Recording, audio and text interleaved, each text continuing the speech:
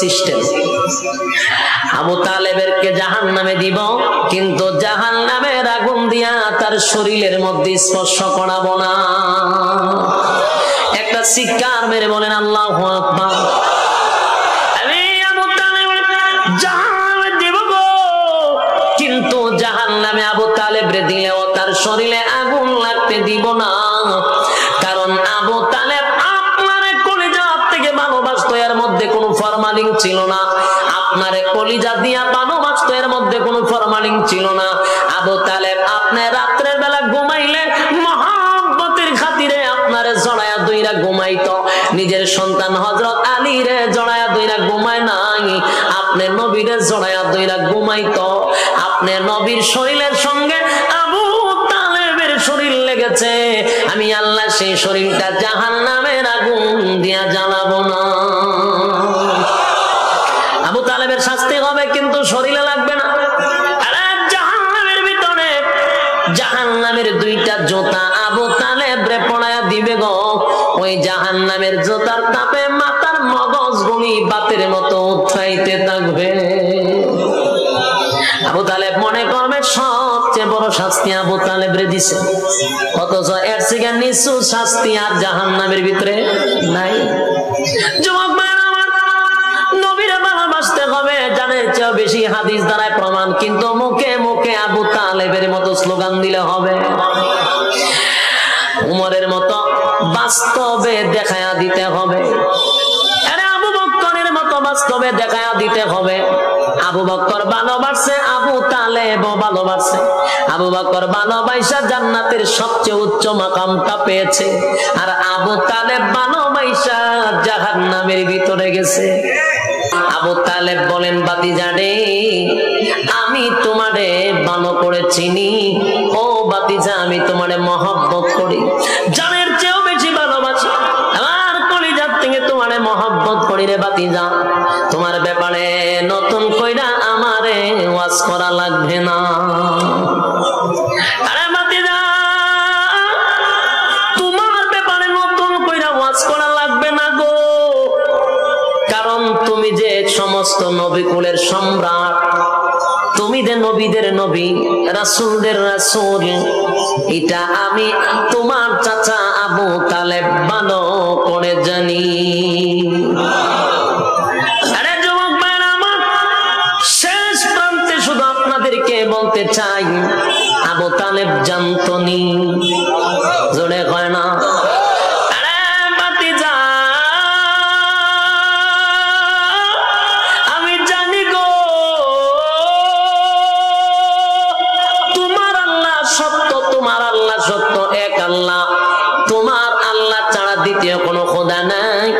আমি বিশ্বাস করি, আমি জানি তোমার মালিক একজন, আর এই ব্যাপারে কোনো সন্দেহ নাই। বাতিজা এটা আমি জানি, জানার মধ্যে কোনো ধরনের কমতি নাই। এবার ডাক দিয়ে বলে, বাতিজা এখানেই শুধু জানা শেষ নয়, আমি আরো জানি, আরো জানি, আরো জানি। তোমার পবিত্র কোরআন, এটা আসমানি কিতাব, আল্লাহর কালাম, দুনিয়ার কোন মানুষের বানানো নয়, এটা যে আল্লাহর কালাম। আমি আবু তালেব এটা জানি। আরে বাতিজা এখানে শেষ না,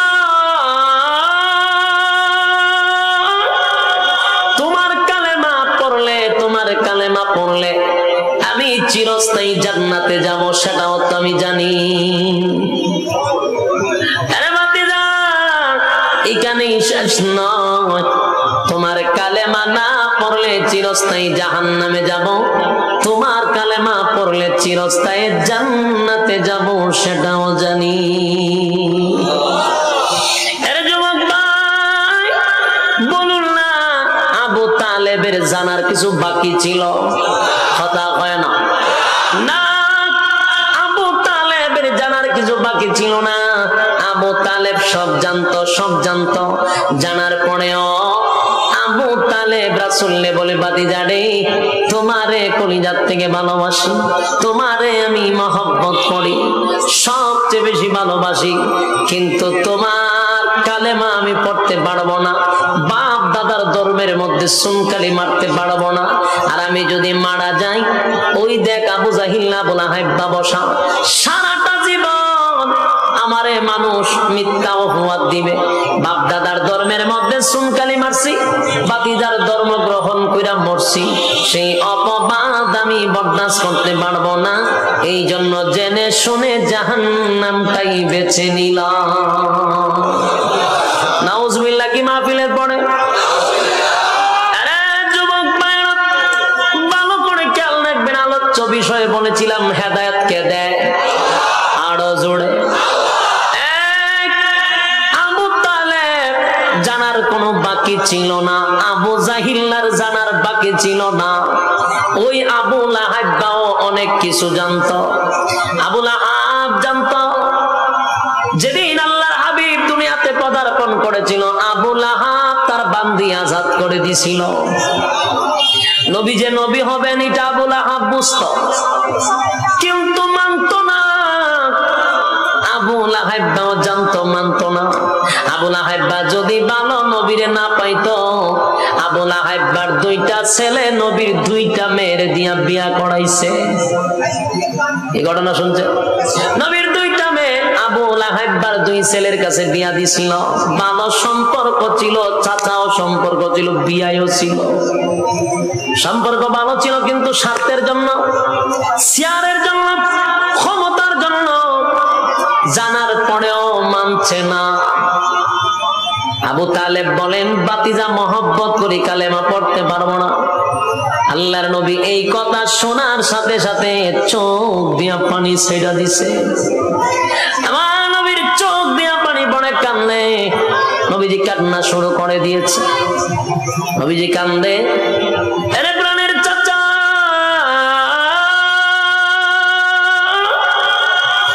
এত মহব্বতের চাচা গো, আমার বাবা নাই, বাবার আদর আমারে আমার চাচায় দিছে, নিজে না খাইয়া আমার চাচায় খাওয়াইছে। চাচা যতদিন দুনিয়ার জমিনে বেঁচে ছিল, আল্লাহর হাবিবের শরীরে একটা টাচ কেউ করতে পারে নাই। এমন মহব্বতের চাচা চোখের সামনে, চোখের সামনে চিরস্থায়ী জাহান্নামী হয়ে যাবে। কেমনে রে আমি নবী হইয়া বরদাস্ত করি, কিভাবে সহ্য করি? আল্লাহর হাবিব চোখের পানি ছেড়ে দিয়া কান্দে। ঠিক এই মুহূর্তে আমার তেলাওয়াতকৃত আয়াত আমার আল্লাহ নাজিল করে জানায়া দেয়, ইন্নাকা লা তাহদি মান আহবাবতা ওয়ালাকিন্নাল্লাহা ইয়াহদি মান ইয়াশা।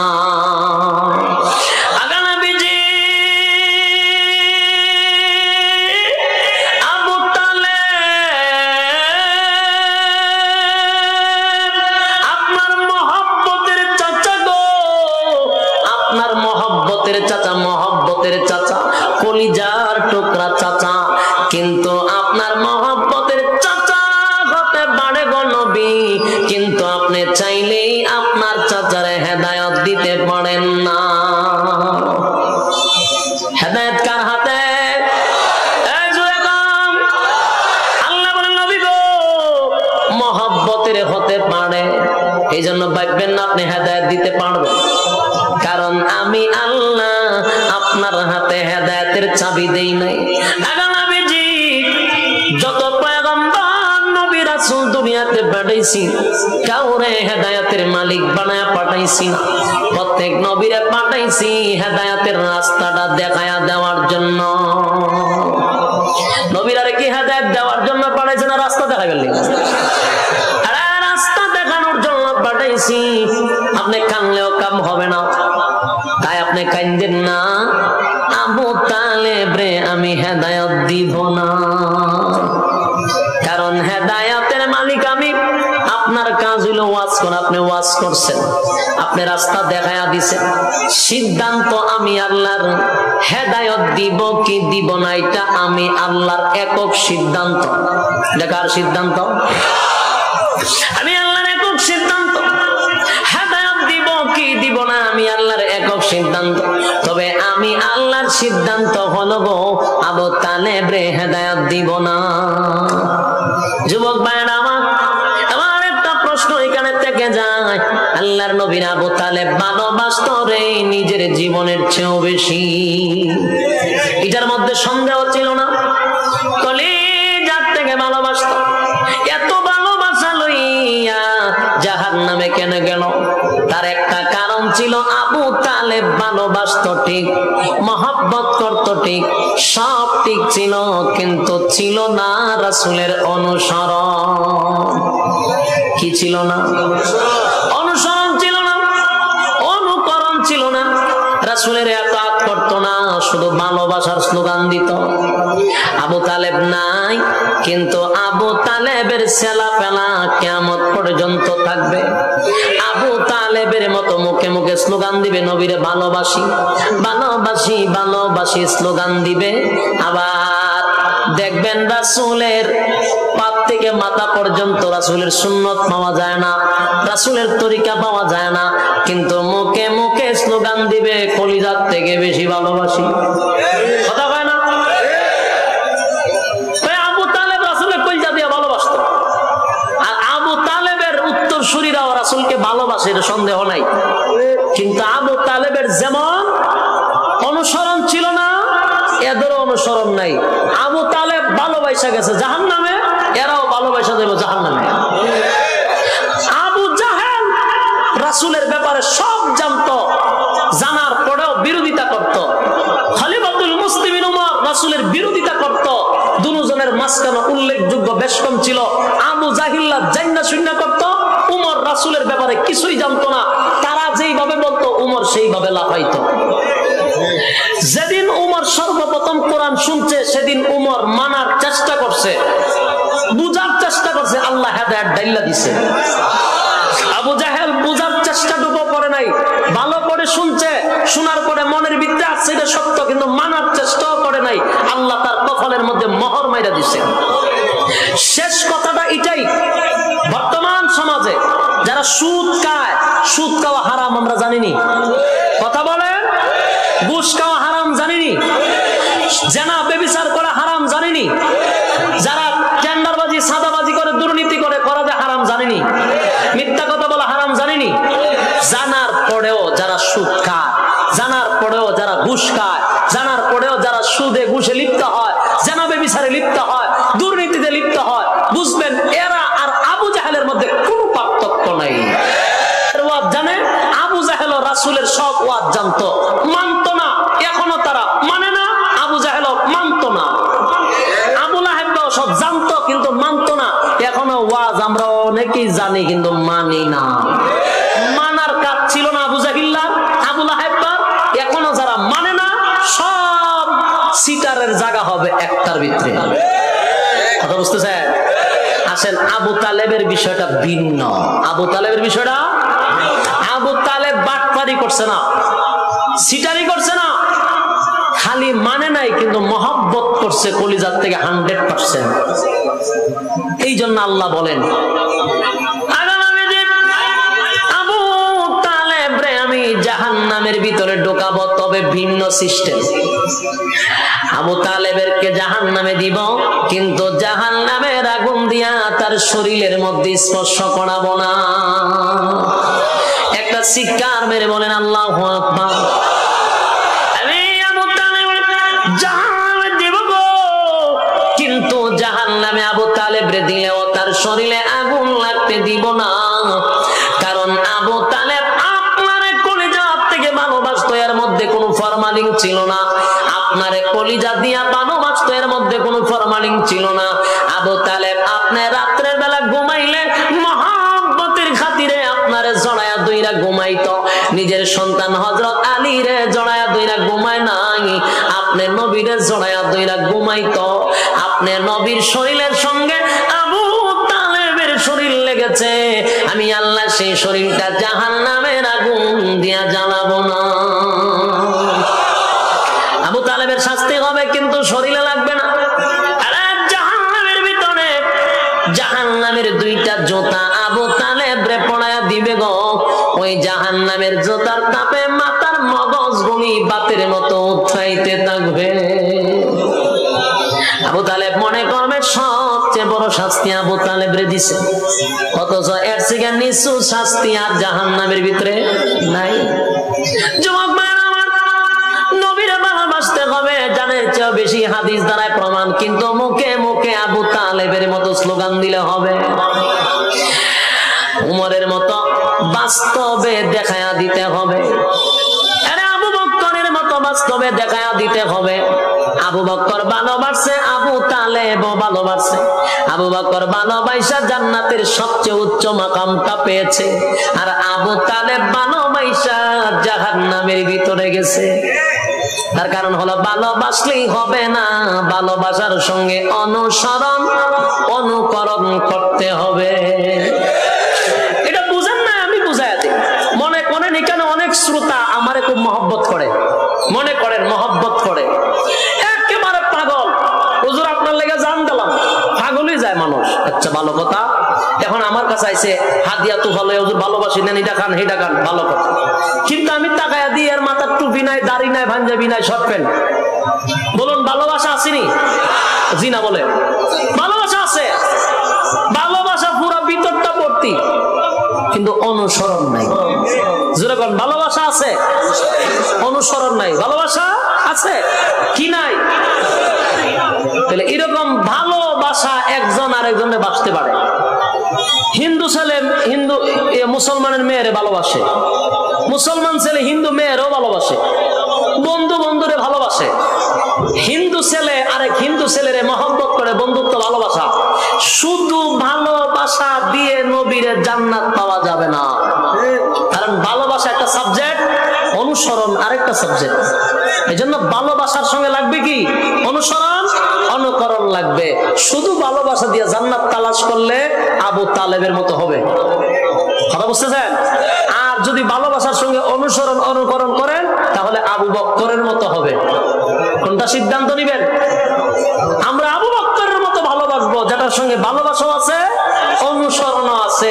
সুতরাং আসুন, শেষ কথাই হলো হেদায়েতের রাস্তা আপনার তালাশ করতে হবে, হেদায়েতের রাস্তা আপনাকে তালাশ করতে হবে, আল্লাহর কাছে চাইতে হবে, তারপরে আল্লাহ হেদায়েত দিবে। কথা বলেন ঠিক না? আমরা সবাই আল্লাহর কাছে হেদায়েত চাই, ঠিক কিনা বলেন? আপনার কাছে আমি দোয়া চাই, আপনারা আমার জন্য দোয়া করবেন, পারবেন তো ইনশাআল্লাহ? বিশেষ করে আমি দোয়া চাই আজকের মাহফিলেরটা যারা কমিটি যারা করছেন, যে সমস্ত যুবক ভাইরা মাহফিলটার আয়োজন করছে, বিশেষ করে আমরা তাদের জন্য দোয়া করব ইনশাআল্লাহ। দুরূদ শরীফ পড়েন, আল্লাহুম্মা সাল্লি আলা মুহাম্মদ ওয়া আলা আলি মুহাম্মদ কামা সাল্লাইতা আলা ইব্রাহিম ওয়া আলা আলি ইব্রাহিম ইন্নাকা হামিদুম মাজিদ। আল্লাহুম্মা বারিক আলা মুহাম্মদ ওয়া আলা আলি মুহাম্মদ কামা বারাকতা আলা ইব্রাহিম ওয়া আলা আলি ইব্রাহিম ইন্নাকা হামিদুম মাজিদ। জীবনে দ্বারা জি ইনশাআল্লাহ আমরা দোয়া করব ইনশাআল্লাহ। আল্লাহুম্মা আমিন। ربنا ظلمنا أنفسنا وإن لم تغفر لنا وترحمنا لنكونن من الخاسرين. ربنا لا تزغ قلوبنا بعد إذ هديتنا وهب لنا من لدنك رحمة إنك أنت الوهاب.